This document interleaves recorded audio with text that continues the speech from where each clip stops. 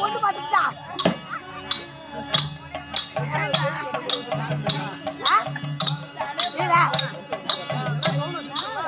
பொண்ணு பார்த்து வச்சுக்கிறேன்.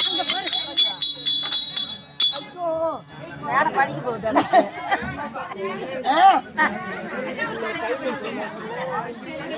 இருப்பா சாமி